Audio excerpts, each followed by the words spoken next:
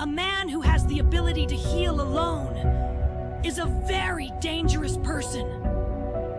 He doesn't need to export his pain to anyone else.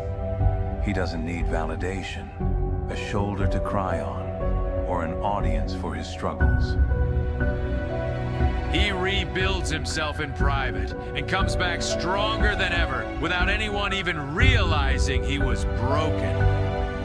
You must understand, my son, that true victory isn't about winning against someone strong. What it's actually about is defending what's most important to you. Of all those who have fought me over the years, there's no one who surpasses you in taijutsu. I, Madara, declare that you are the strongest of them all! Naruto, you are the child of prophecy. I'm sure of it now. I leave the rest to you.